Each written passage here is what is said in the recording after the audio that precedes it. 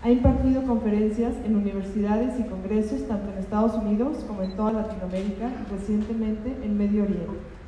En 2007 es distinguido como miembro honorario del Instituto Americano de Arquitectos y en 2011 es nombrado académico de número de la Academia Nacional de Arquitectura, capítulo Valle de México, y presidente del Interclub en México de la Academia Internacional de Arquitectura.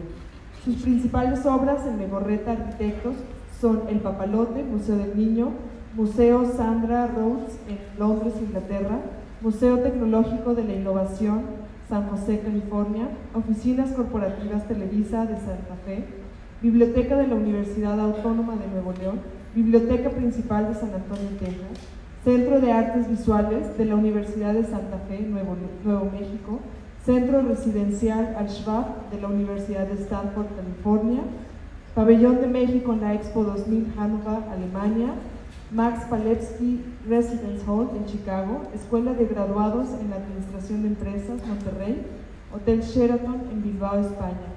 Gracias por acompañarnos. Adelante, por favor.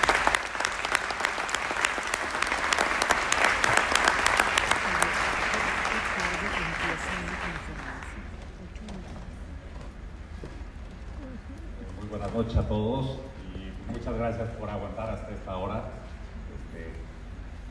Siempre un día de borrachera de alcohol es malo, pero de arquitectura es mucho peor, entonces qué bueno que hayan aguantado hasta esta hora. Prometo ser breve. Siempre es un gusto estar aquí en UNAM. Ahorita me estaban enseñando una fotografía de cuando vino mi papá hace unos años, alguien se tomó una foto acá. Afortunadamente siempre nos han recibido bien. Y para mí, y para cualquier arquitecto, creo que estar aquí es un honor, pues les agradezco muchísimo el que me hayan invitado y el poder platicar con ustedes. Quisiera también felicitar a Raúl Huitrón por haber organizado este evento, que lleva más de 10 años organizándolo, y sobre todo felicitarlo por el tema.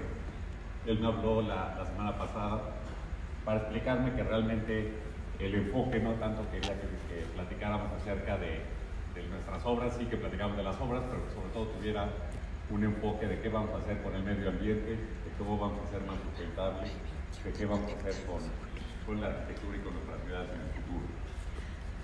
Como se podrán imaginar, pues me dejó muy entusiasmado, muy inquieto, pero también muy nervioso. Y dije, ahora que les voy a platicar, qué mentira les voy a decir. Entonces, empezamos a platicar también en la oficina con Dolores Robles, que aquí está, que siempre nos ha ayudado a toda la comunicación pública, el despacho y de publicaciones. Y me empezó a enseñar varios videos, que pues, empiezas a ver los videos y pues, te empiezas a seguir asustando. Se ha hablado mucho de toda la crisis climática que estamos viviendo, de cómo tenemos que cambiar para no seguir destruyendo el planeta. Y cuando ves estos videos, pues otra vez que se te vuelve a poner la piel chinita y te empieza a dar pena de todo lo que hemos hecho y de cómo debemos de mejorar como raza humana para ser mejor con este país. Me gustaría empezar con un video, yo creo que muchísimos de ustedes lo han visto. Yo lo vi varias veces y pues lo volví a ver para esta plática. Y es la entrevista que le hicieron a Greta Thunberg, que se le hicieron cuando fue la reunión de los líderes hace algunos meses, ¿no?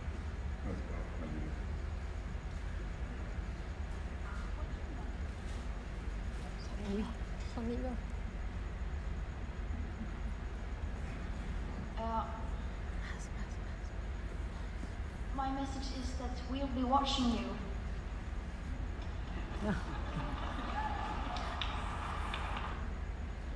This is all wrong.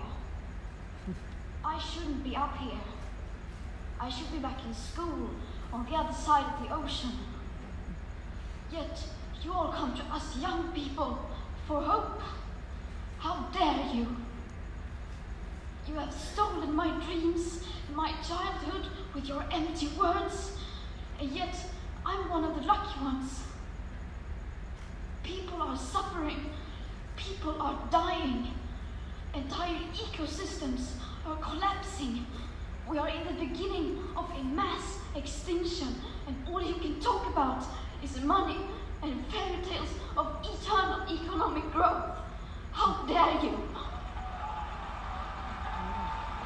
For more than 30 years, the science has been crystal clear. How dare you continue to look away and come here saying that you're doing enough when the politics and solutions needed are still nowhere in sight? You say you hear us and that you understand the urgency. But no matter how sad and angry I am, I do not want to believe that. Because if you really understood the situation and still kept on failing to act, then you would be evil, and that I refuse to believe. You are failing us, but the young people are starting to understand your betrayal. The eyes of all future generations are upon you. And if you choose to fail us, I say we will never forgive you.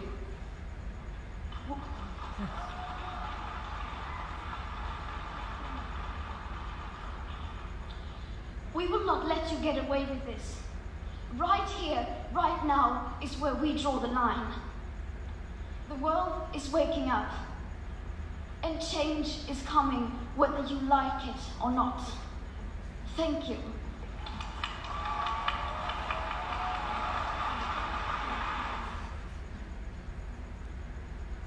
What's your message to world leaders today? What's your message to world leaders? Bueno, como les decía, son palabras muy duras, son palabras que a mí al menos personalmente me hicieron sentir mal, y creo que es un reclamo que todos ustedes, los jóvenes y los más jóvenes que ustedes nos están haciendo a nosotros, y creo que es muy válido. Creo que necesitamos estas sacudidas, porque sí, estamos llenos, como dice Greta Thunberg, dice, de buenas intenciones, pero claramente no han sido suficientes. Lo que estamos viendo de incendios en África, en California, son ejemplos de que tenemos que hacer mucho más de lo que estamos haciendo. Entonces creo que por eso vuelvo a felicitar la organización de este congreso, y creo que necesitamos estas sacudidas y estas reflexiones para realmente hacer más de lo que estamos haciendo y hacer una mejor arquitectura y mejores ciudades. Hablando de lo que es la importancia de la arquitectura,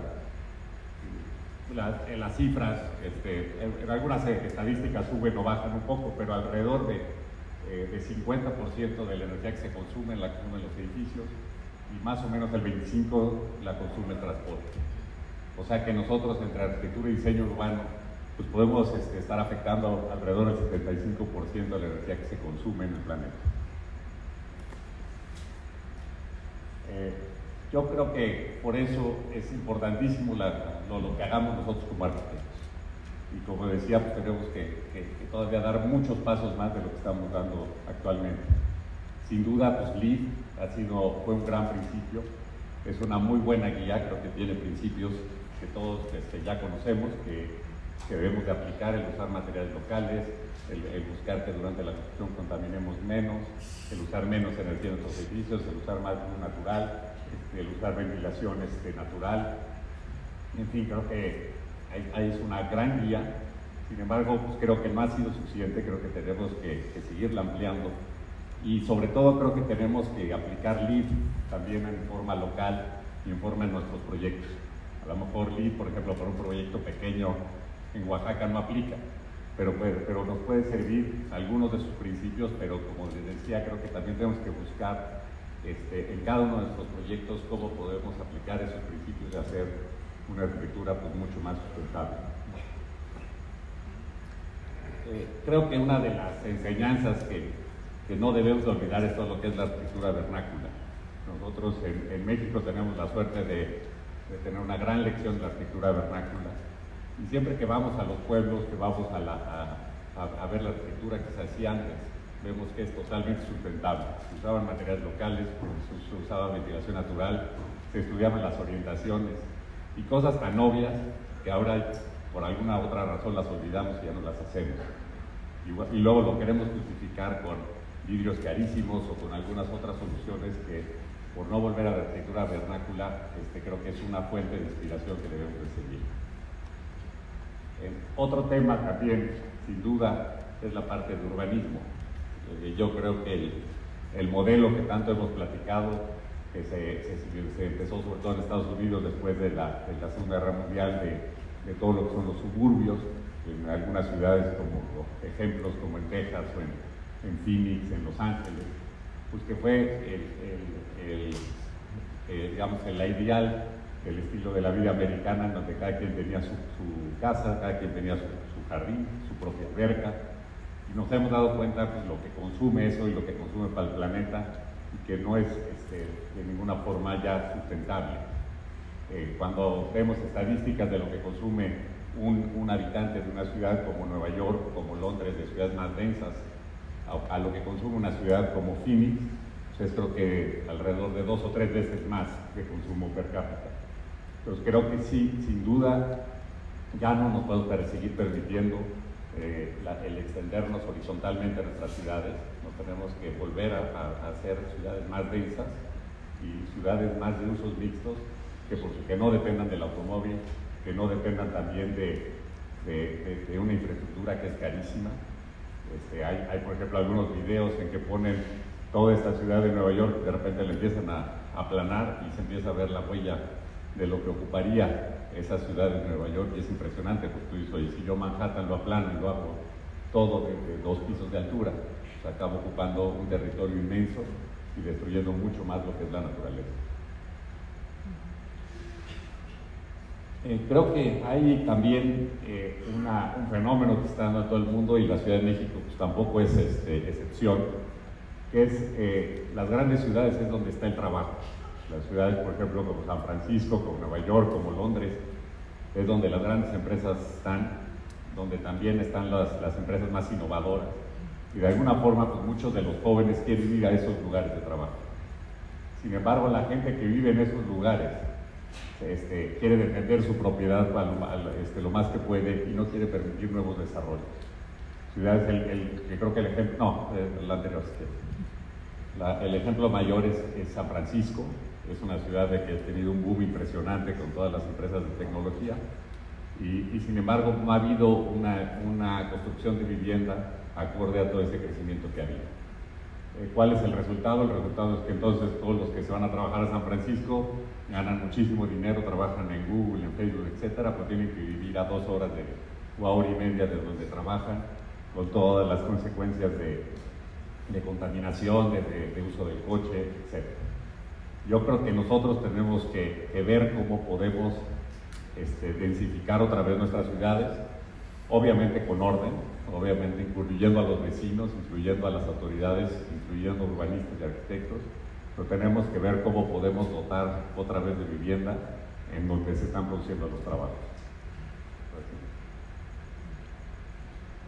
Otro tema también que pensando en qué podemos hacer como arquitectos es lo que es el reuso de edificios. Nosotros siempre se ha hablado de la conservación de los edificios cuando tienen un valor histórico, ¿no? Que es sumamente válido y que creo que lo tenemos que hacer sin duda. Pero nunca hablamos de conservar edificios también, aunque no tengan ese valor histórico o aunque sean más recientes. Y lo primero que siempre queremos hacer de edificios cuando nos dan un proyecto es tirar lo que había antes y volver a hacer algo más. Y eso pues es muy, sin duda es lo menos ecológico que hay, lo menos sustentable. Y creo que también tenemos que cada vez más pensar en cómo, si llegamos, nos dan un proyecto, nos dan un edificio, cómo lo podemos reciclar, cómo lo podemos volverlo a usar y no siempre llegar con esa mentalidad de hacer todo nuevo. También creo que en los proyectos que hagamos nuevos, tenemos que pensar en que sean más flexibles. Yo creo que lo que ha cambiado la forma de vida, la forma de enseñar, la forma de trabajar en los edificios en los últimos años ha sido impresionante. Y tampoco sabemos hacia dónde vamos a ir. Entonces creo que también que nuestros edificios sean más flexibles, que puedan acomodar cambios en un futuro. También eso es una conciencia que tenemos que tener ecológica y tenemos que hacer esa flexibilidad en nuestros edificios. Unos cambios también que creo que se están dando, pero creo que apenas estamos empezando en esa revolución, es lo que estamos viendo con todas estas nuevas plataformas que afortunadamente yo lo veo en todos ustedes los jóvenes, en que el sentido de la propiedad ya no es lo mismo. Yo me acuerdo cuando nosotros éramos chicos, lo que más soñabas era comprarte un coche. Y veías todo el tiempo, te comprabas las revistas de coches, soñabas qué coche te ibas a comprar, después qué estéreo le ibas a poner, si le cambiabas los rines, si le cambiabas las llantas. Y ahorita me da gusto hablar con todos ustedes, y casi el coche pues, es una necesidad. Y casi el que tiene el coche ya lo ven como mal. Dice, no, pues es mejor que venga en bicicleta, que venga en Uber, que use transporte público. Y entonces realmente ya el sentido de propiedad de un coche ha cambiado. Lo mismo está pasando con Airbnb. Antes no tenías que ir a un hotel, tenías que tener una casa, ahora ya la puedes rentar. Y lo mismo también pasa en las oficinas. En las oficinas nuevas, por ejemplo, ya no tienes en muchas de ellas ya no tienes un lugar fijo, porque nos hemos dado cuenta que el tener un lugar fijo, y si tú saliste de viaje porque eres un vendedor y una semana no estuviste, ese lugar ya quedó desperdiciado. O tuviste un cajón de estacionamiento también fijo en tu oficina y ese cajón quedó desperdiciado. Entonces, ese sentimiento de que tengas menos cosas propias y más bien dicho, utilices las cosas cuando realmente las necesitas. Creo que eso va a cambiar la forma de que hagamos edificios y la forma como hagamos nuestras ciudades. Lo estamos viendo, por ejemplo, en proyectos de turismo.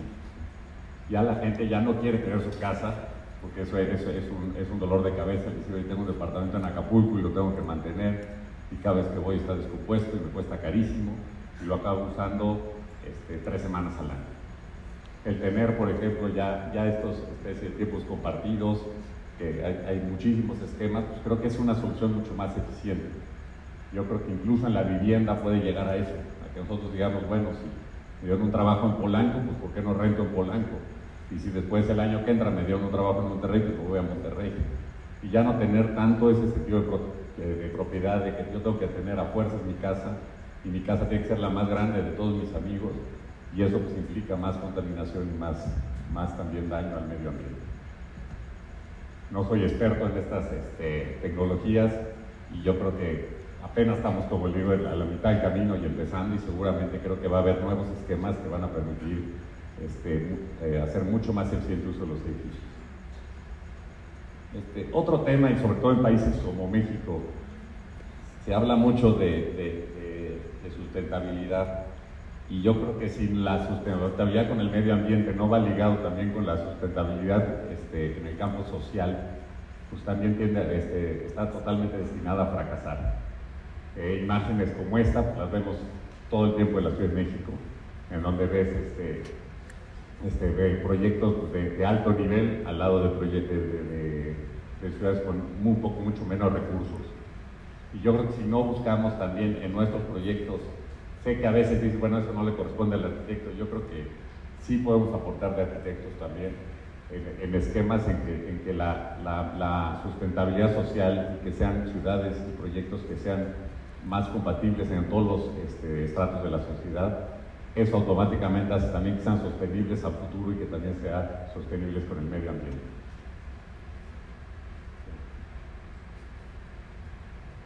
Y aquí, espero que no haya aquí estudiantes de filosofía porque me van a regañar que no lo interprete bien, pero estaba leyendo esta frase de Heidegger, que me cuesta muchísimo trabajo de entenderlo, pero creo que habla un poco de cómo nosotros tenemos que cambiar nuestra forma de ver el mundo, sobre todo si queremos ser sustentables.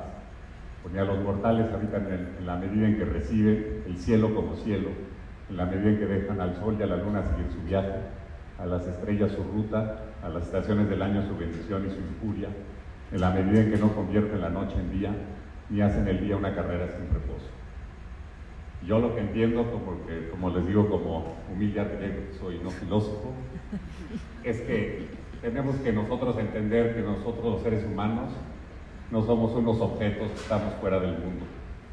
Debemos de dejar, en particular los arquitectos, de estar pensando en nuestros edificios como que nos vamos a ganar el premio Pritzker, nos vamos a volver famosos, y que nosotros estamos aislados de la sociedad y del medio ambiente.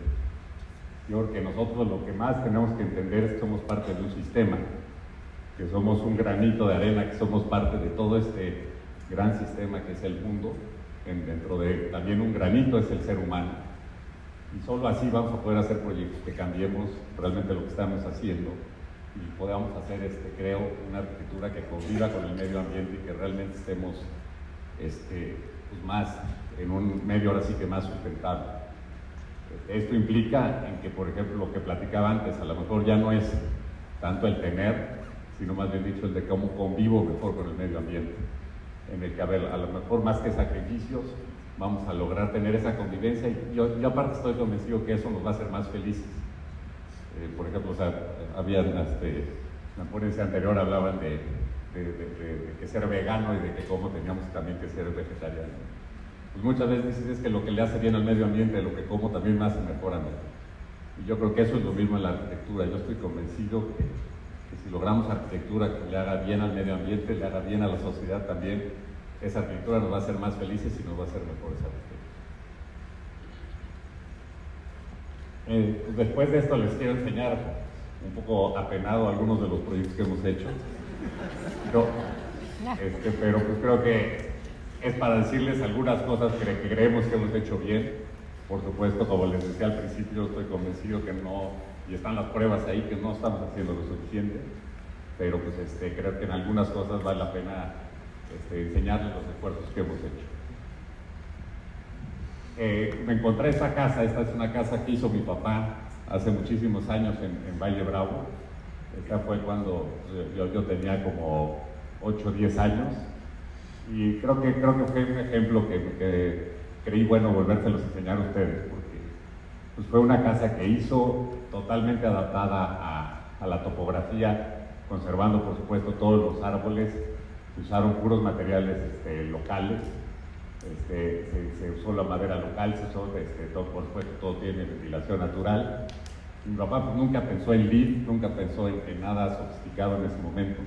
Era una casa en la que tenía 180 metros cuadrados, éramos 6 hermanos, íbamos con amigos y nunca necesitamos nada más que eso.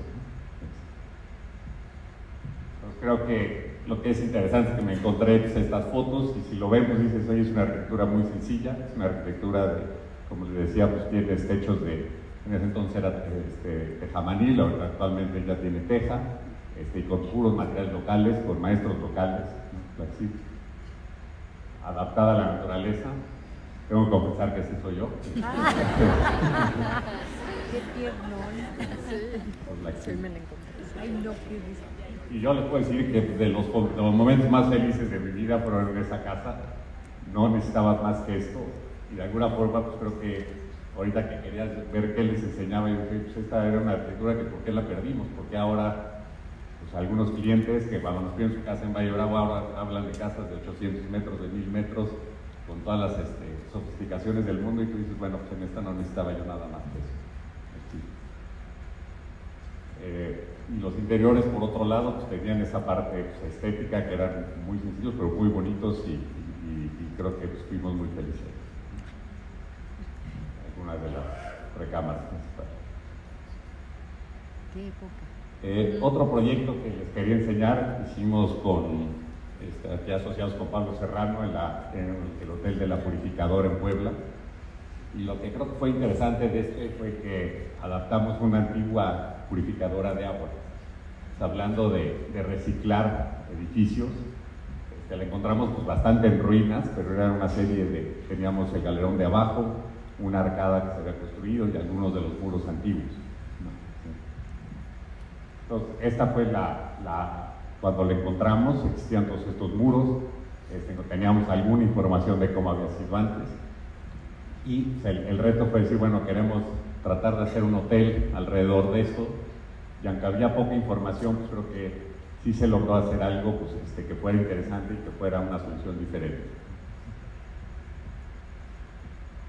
Entonces, por ejemplo, conservamos todos los muros que existían, hicimos esta gran escalera, sabíamos que allá había un patio, pues conservamos el patio, y también quisimos utilizar lo más posible los materiales locales. Todo el piso es una piedra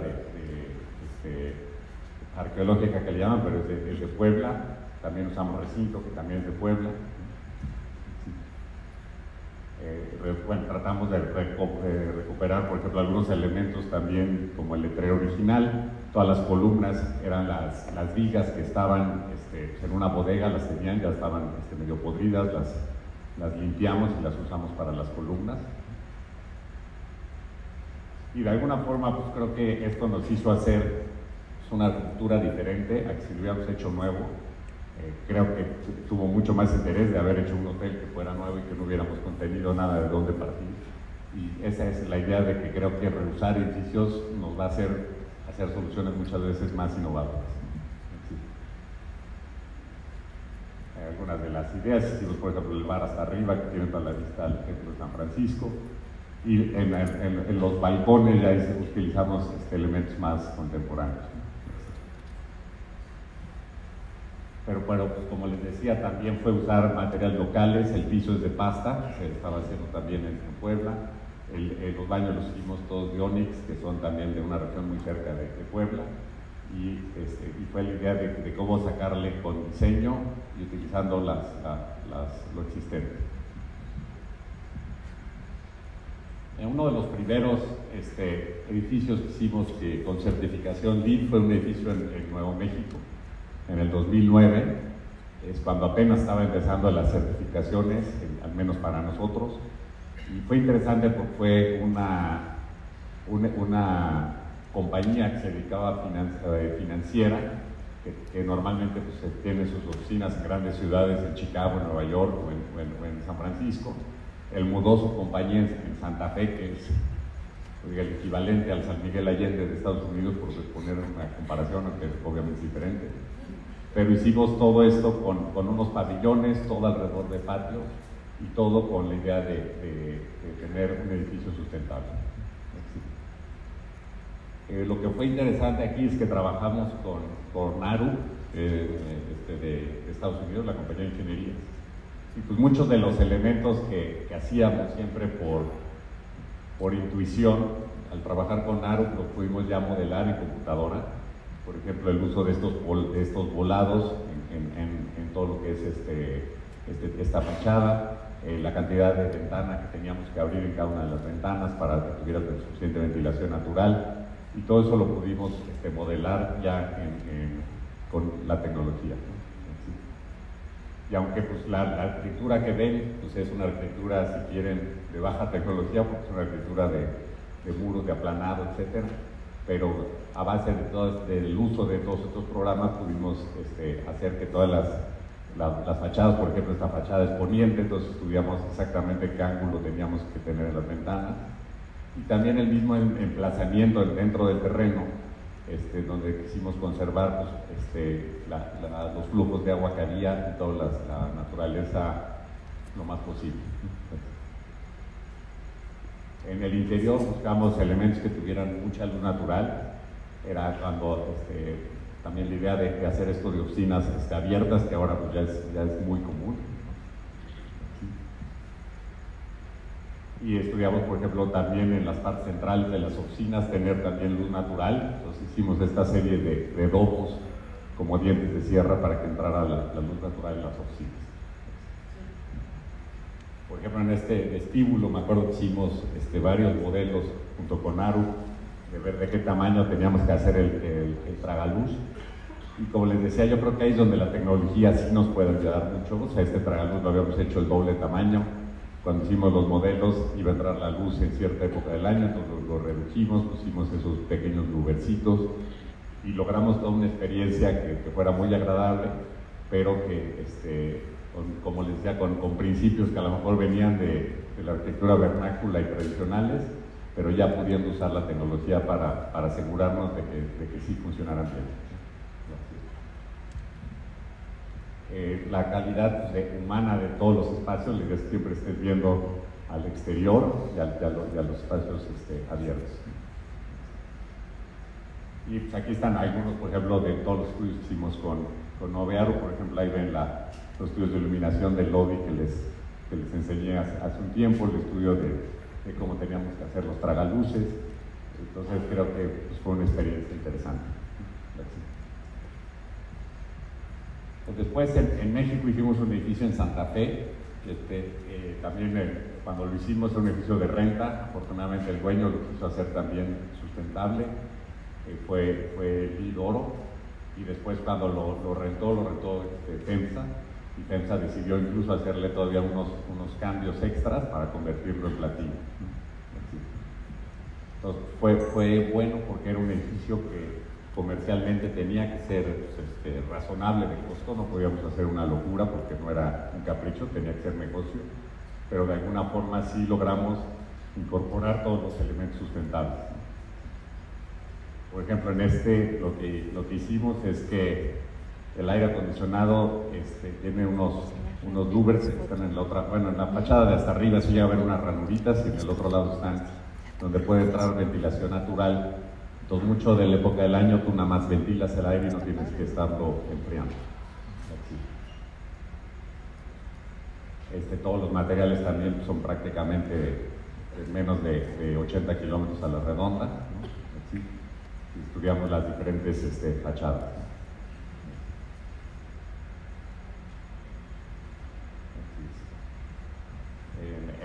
Los interiores, después FEMSA no los hicimos nosotros hicimos el vestíbulo y las áreas públicas, pero afortunadamente, como les decía, FEMSA también adoptó esa idea de hacer algo sustentable y lo siguió llevando a cabo en sus interiores.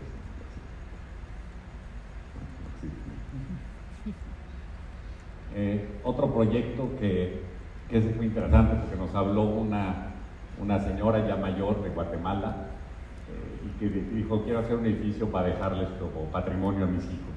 Tenía este terreno en el centro de Guatemala, en el equivalente a la zona rosa o el Polanco de Guatemala, y quería hacer, ella era apasionada de la ecología. Entonces dijo: quiero hacer el primer edificio también certificado LEED en Guatemala, y aunque fuera un edificio en un terreno relativamente chico, que tuviera todos los usos. Entonces tenemos en planta baja un restaurante y un pequeño local. Después tenemos oficinas y después vivienda, y hasta arriba un club.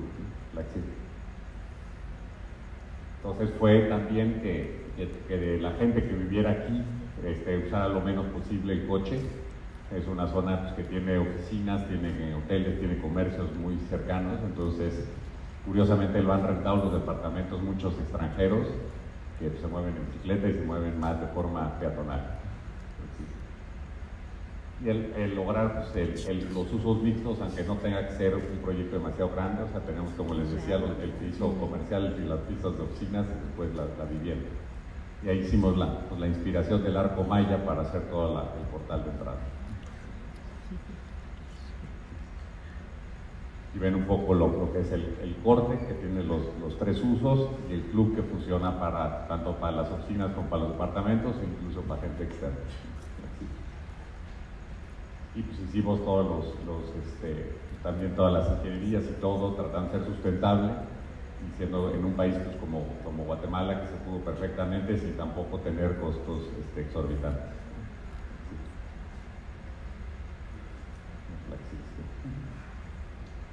Esta es la parte del club arriba, que tienes toda la vista de la ciudad, entonces tienes esa ventaja que puedes trabajar ahí o vivir ahí y tener un club que tiene pues, el gimnasio, spa y la alberca.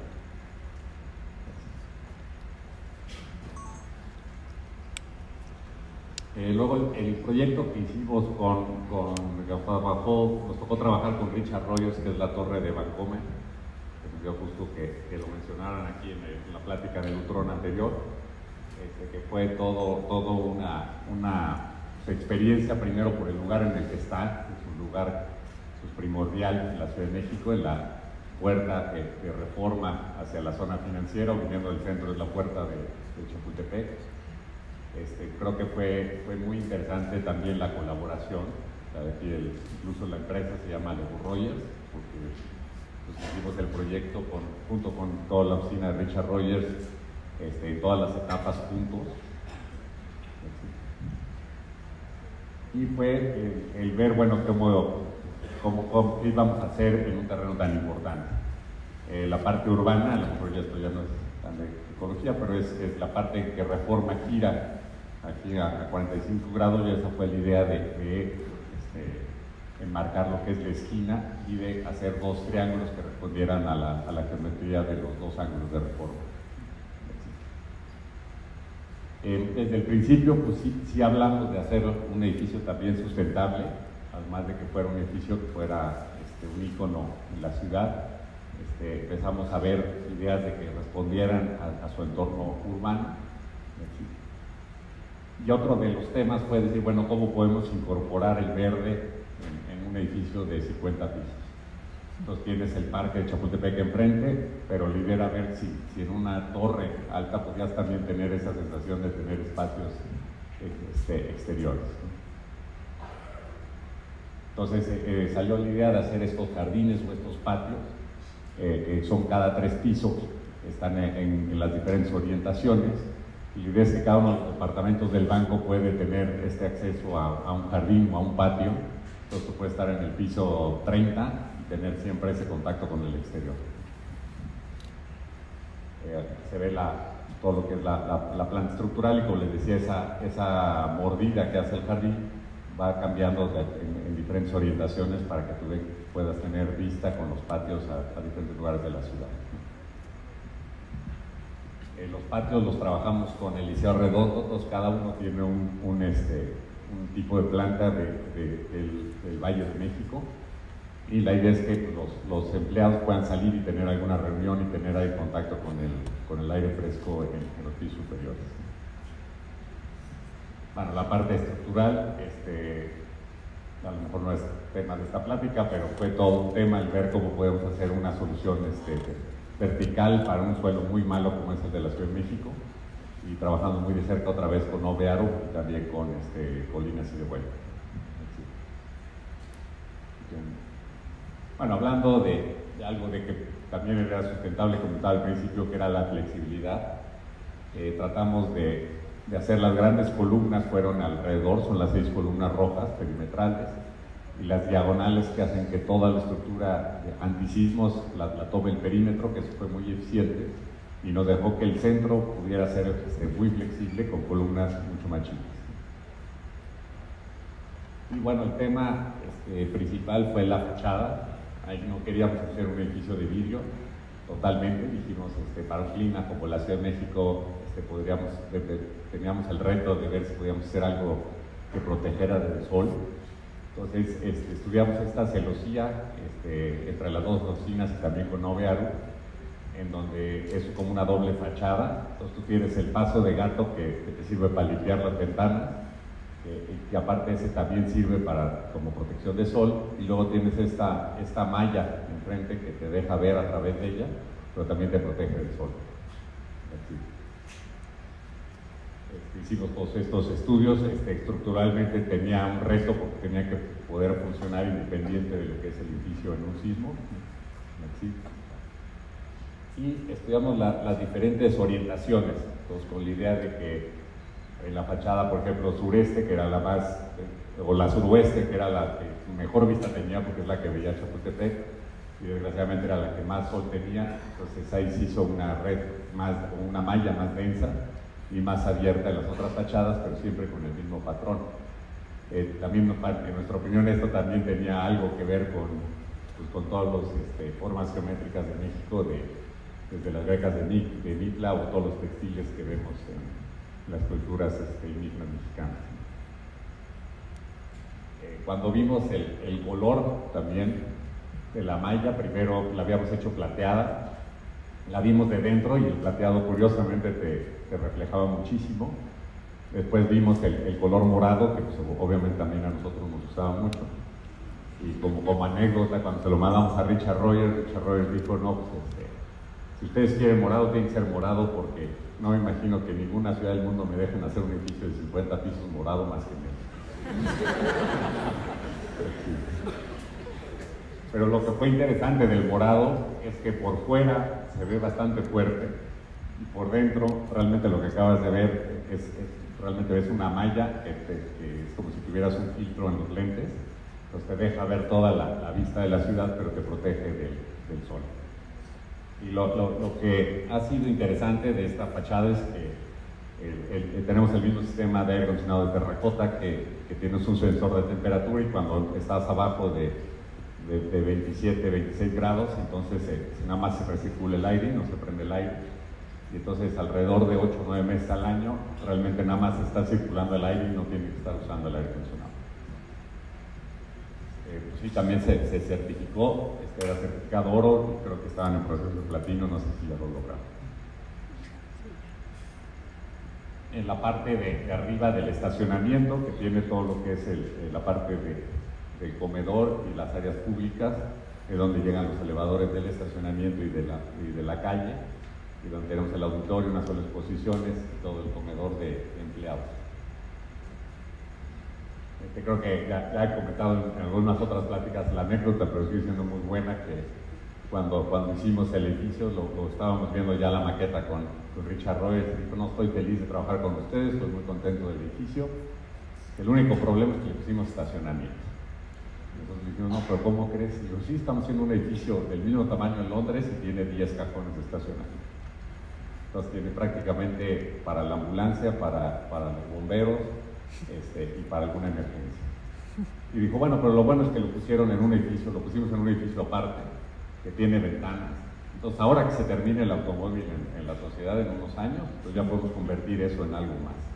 Pero lo dijo con tal seguridad que hasta nos impresionó el pienso de Richard, pero sí, si aquí no estamos en Londres, ¿no? Aquí no funciona igual. Y él nos dijo: bueno, es que en Londres así estábamos hace 30 años. Y hace 30 años empezamos a trabajar en contra del coche.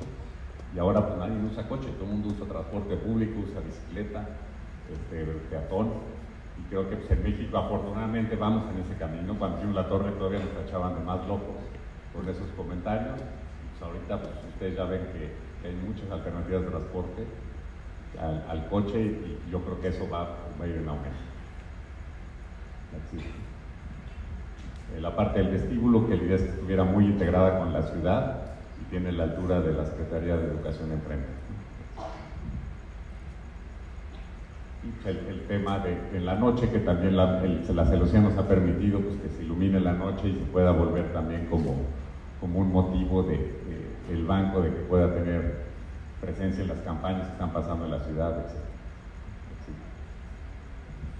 En un proyecto en Polanco, que es en varias etapas, estamos terminando la tercera etapa, que creo que también fue el lead neighborhood, que le dicen que es el lead de barrio.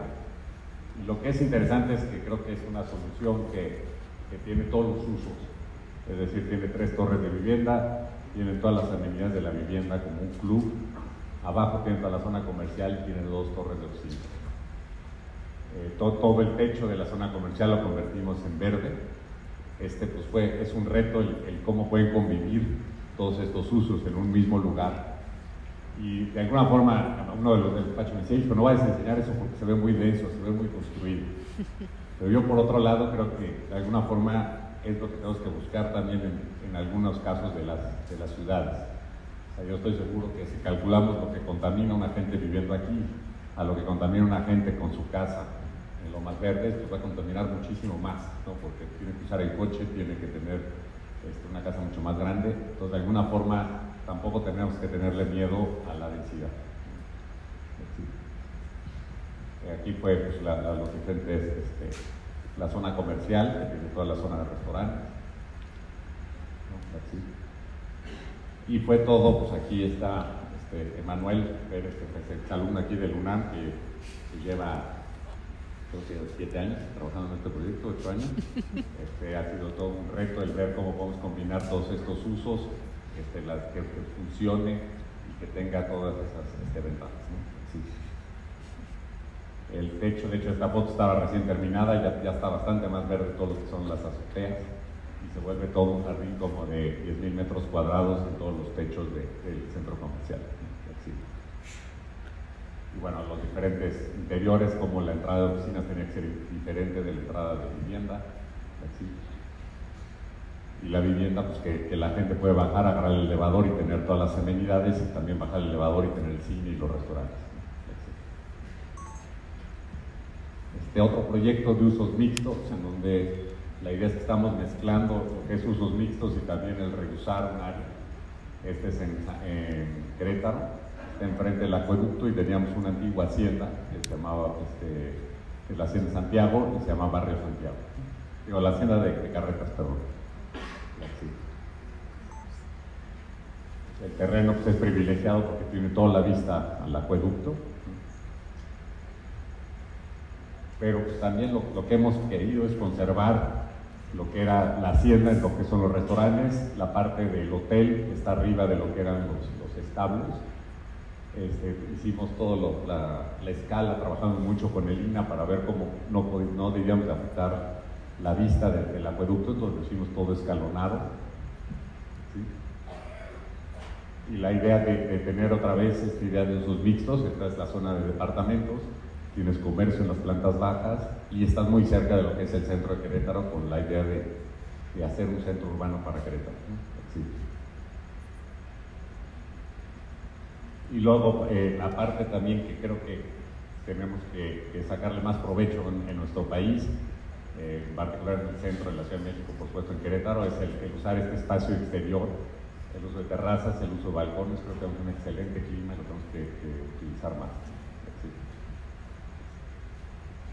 Y bueno, por ejemplo, estamos haciendo la banqueta, ahorita tiene 2 metros, la estamos haciendo de 5 hacia adentro de nuestro terreno, con la idea de que sea más peatonal. Por supuesto, estacionamiento de bicicleta y fomentar que la gente que vive aquí también use menos el coche. Está en construcción y lo estamos terminando a finales de año. Sí. Algunas de las imágenes. Y creo que otra vez, por ejemplo, había esa arcada que la teníamos antes, entonces puede ir a conservar esa parte antigua y hacer la parte nueva.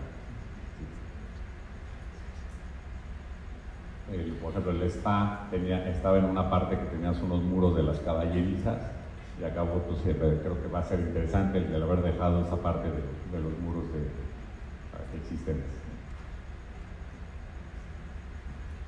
Y de un par de obras en otros lugares que hemos hecho. Una es la Universidad Americana del Cairo. Aquí trabajamos con varios arquitectos. Se había hecho el plan maestro por un arquitecto Sasaki, un arquitecto americano, y un arquitecto egipcio.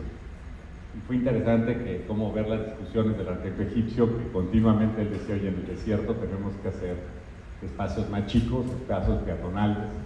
El plan maestro, por ejemplo, de Sasaki era muy extenso, como campus americano, y el egipcio completo, todo el tiempo está diciendo: no hagan calles más chicas, hagan calles que den más sombra, que tengan más escala humana, y porque también sean más sustentables en un clima como el desierto. A nosotros nos tocó hacer después lo que es el Campus Center y las residencias. Entonces, por ejemplo, empezamos a acabar con este tipo de calles mucho más peatonales y menos el campus americano con grandes extensiones de pasto, ¿no? Aquí fue también interesante colaborar en equipo. Después los edificios, como les decía, hicieron entre varios arquitectos, pero todos usamos la misma piedra, algunos de los detalles de las ventanas, para que cada uno de los edificios fuera diferente, pero también fuera armónico.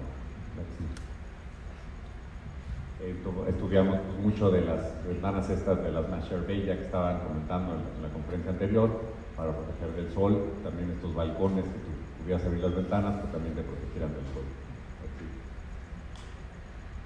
El remate de esta avenida central, que es el auditorio, ¿no?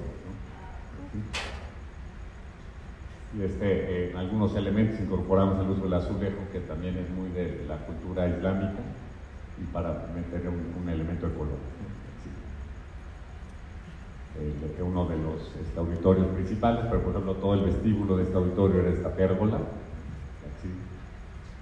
Y el vestíbulo del auditorio principal, en lugar de hacerlo con aire acondicionado, también hicimos todo este techo. Estudiamos mucho los vientos, pues ya ha funcionado bastante bien sin aire acondicionado en todo lo que son las circulaciones y los vestíbulos, aún en clima como el de Egipto, que es un clima muy agresivo. La parte de las habitaciones también estudiamos hacer, en lugar de un gran edificio, hacer una serie como de casas individuales. Cada una de las casas tiene 20 estudiantes y tienen un patio central. El patio tiene un techo que mete el aire de la parte del jardín principal, o sea, el aire del norte, y entonces tienes circulación cruzada en todos estos patios. Esto fue más inspirado, otra vez, hablando de arquitectura vernácula, más en un pueblo de África, más que en un dormitorio tradicional. Sí. Entonces este recién acabado el proyecto, todavía las plantas estaban empezando a crecer, pero como se volvió más casi un pueblo, y ahí ven un poco las cubiertas, esas cuadrículas que ven en los patios de la vivienda. Y fue también pues, estudiar materiales que se pudieran hacer en Egipto, que no fueran muy caros en Egipto y que también tuvieran bajo mantenimiento, ¿no? Y cómo podíamos integrar esto pues, a la cultura islámica. Todos los pasillos, por ejemplo, usamos estas celosías que se filtran con la luz, que de alguna forma pues, son soluciones que se han usado tradicionalmente y que acaban siendo muy sustentables. Y últimamente hemos trabajado con una organización que está liderada por el Aga Khan. Es de los grandes patronos de la arquitectura en el mundo islámico. Da uno de los mejores premios de arquitectura cada 3 años. Nos pidió primero este proyecto, que desgraciadamente ahorita está en pausa, pero era hacer todo un campus en Tanzania, en Arusha. Así. Y fue cómo podíamos hacer una arquitectura que respondiera a África. Es el primer cliente que nos pasa, que cuando nos contrató nos dice: no quiero que traces ninguna línea, quiero que agarres un avión y durante 6 meses investiguen qué es el este de África, y que vayan a ver universidades, vayan a ver, platiquen con los estudiantes, platiquen con la gente local y ver qué funciona y qué no funciona. Entonces empezamos a buscar una arquitectura que fuera con materiales locales. Estábamos explorando o tierra compactada o piedra, o una mezcla de los dos, ¿no? Así. Para filtrar la luz, ¿no? Así.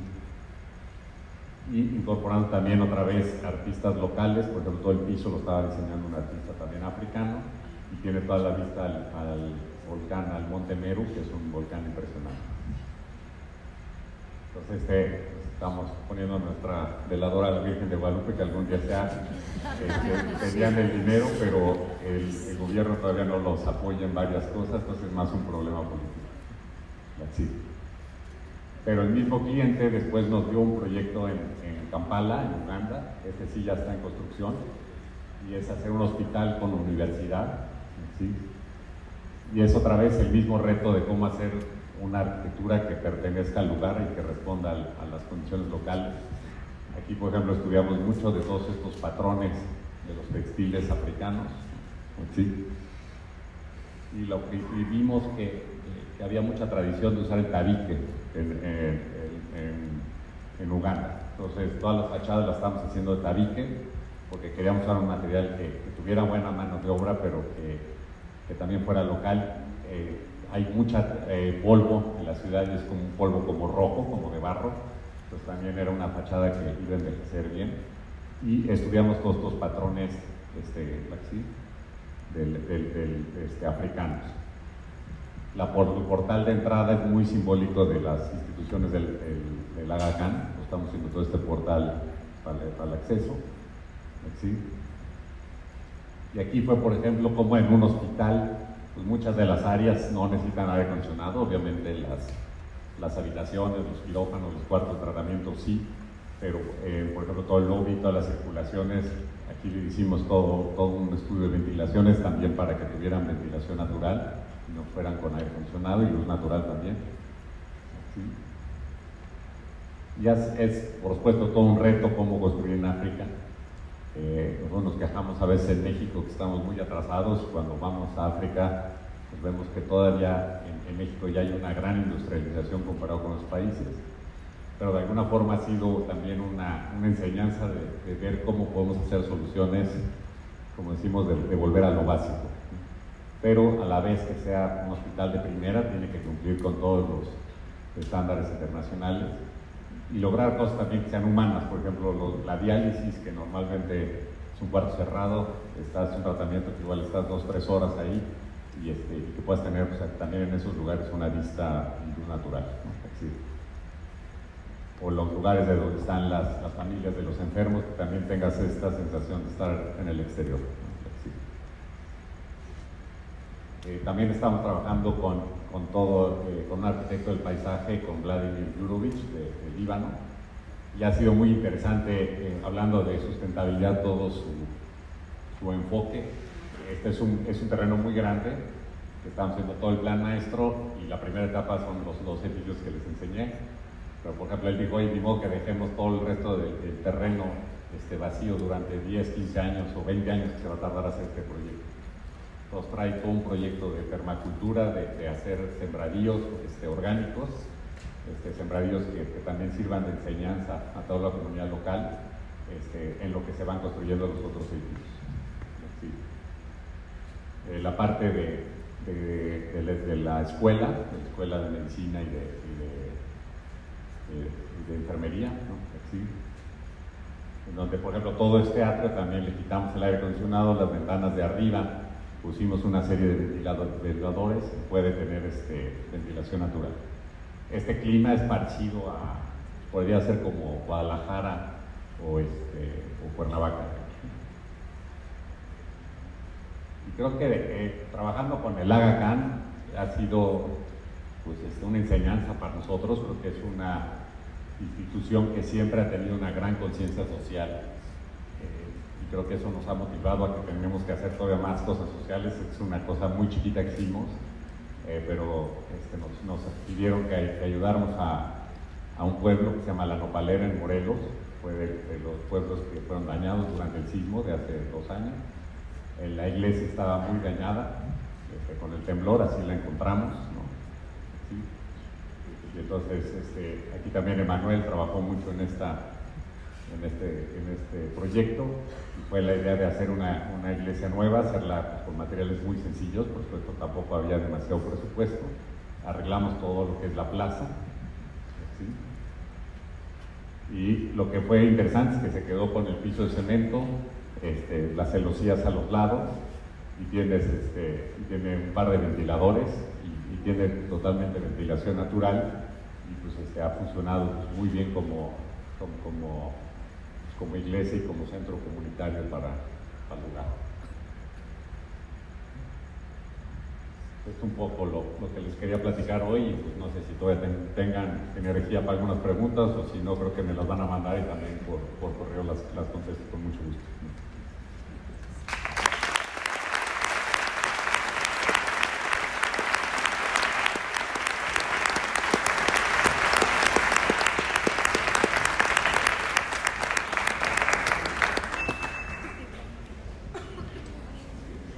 Muchas gracias. En nombre de la Facultad de Arquitectura queremos entregar un reconocimiento. Efectivamente las preguntas, si nos las pueden hacer llegar aquí al frente, las vamos a entregar. La Facultad de Arquitectura de la Universidad Nacional Autónoma de México, a través de su División de Educación Continua y Actualización Docente en colaboración con Bioma, otorgan el presente reconocimiento al arquitecto Víctor Legorreta Hernández por su participación como conferencista en el 15º Congreso Internacional.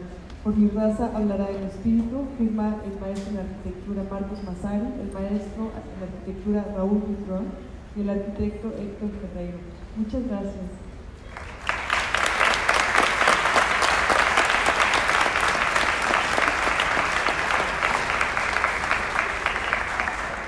Damos por terminada la sesión de hoy, si no queda alguna otra información que debamos de comunicar y los esperamos el día de mañana. Gracias.